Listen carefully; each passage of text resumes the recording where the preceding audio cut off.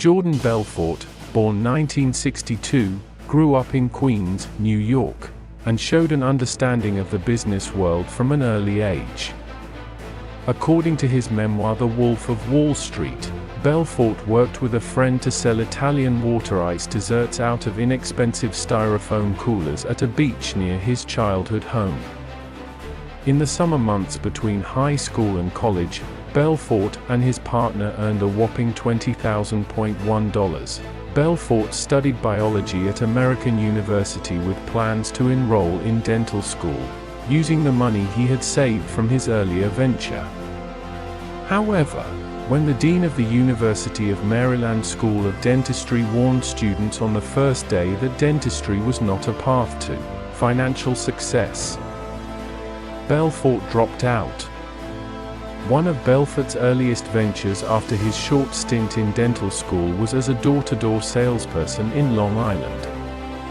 He said the venture was successful, and that he was able to grow the business to the point where he had a team of several workers capable of moving more than 2 tons of product, in this case, meat and seafood, each week.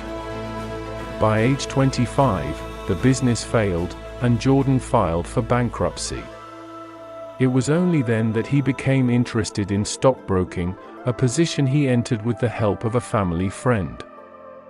By the late 1980s, as Belfort approached age 30, he founded the financial firm Stratton Oakmorn, an over-the-counter brokerage house.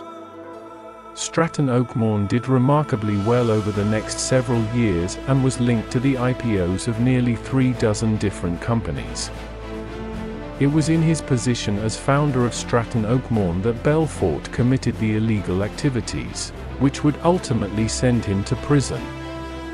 Stratton Oakmorn participated in a number of different frauds, including pump and dump schemes to artificially inflate the price of penny stocks.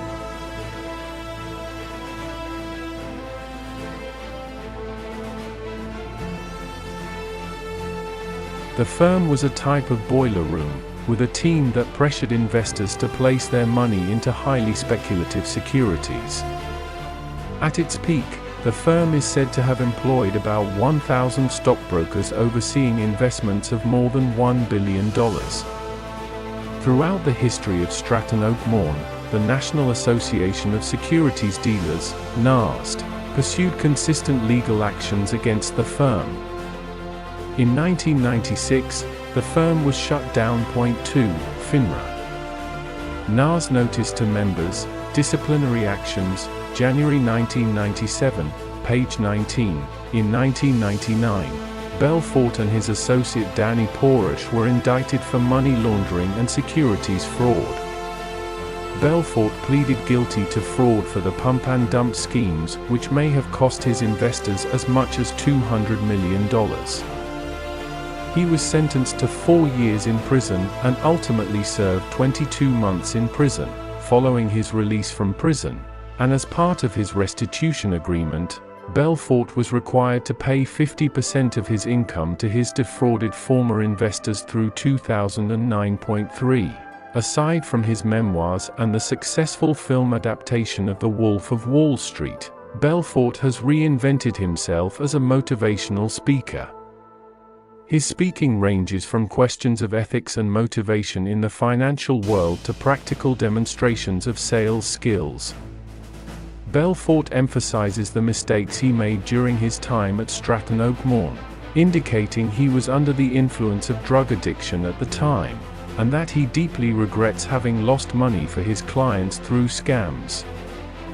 In 2014, media outlets uncovered ties between Belfort and an Australian employee training company, which may have participated in a scam involving government funding. As of early 2019, nothing has come of this possible connection, and Belfort continues to operate a fairly successful motivational speaking business.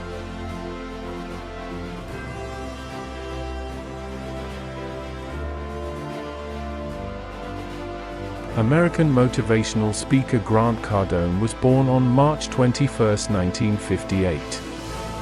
He is also an author. Cardone was born in Lake Charles, Louisiana, on March 21, 1958.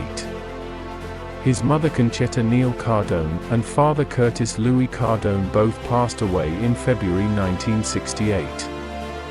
Died May 2009. He is the fourth of 5 children and has a twin brother named Gary Cardone.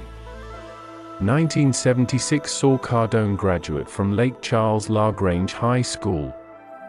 From 1976 to 1981, he attended McNeese State University, where he earned a Bachelor of Science in Accounting.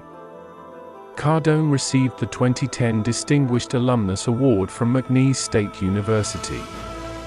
Cardone relocated to Chicago in 1987 to work for a sales training business.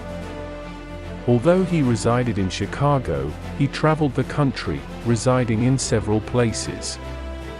Before relocating to Houston, Texas, where he would stay for the following 5 years, Cardone briefly returned to Lake Charles. The following 12 years were spent by him in La Jolla, California, before he relocated to Los Angeles. Late in 2012, Cardone relocated his business from California to Miami Beach. Cardone decided against going into accounting after college and instead entered the auto industry. Additionally, Cardone served briefly as the CEO of Freedom Motorsports Group Incorporated. Cardone collaborated with Atlas Media Corporation in late 2010 to create the reality television program Turnaround King for the National Geographic Channel.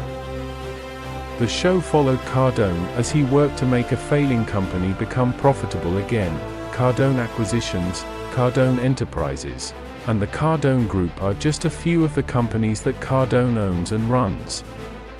Cardone owns a portfolio of properties in the U.S. thought to be worth roughly $350 million.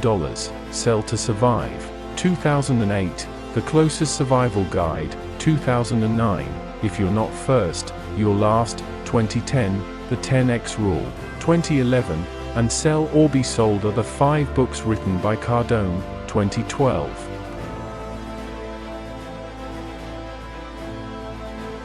Cardone was ranked 7th on the global list of the 500 most influential CEOs in the world in 2016 by the UK-based business Rictopia. Cardone belongs to the Scientology Church.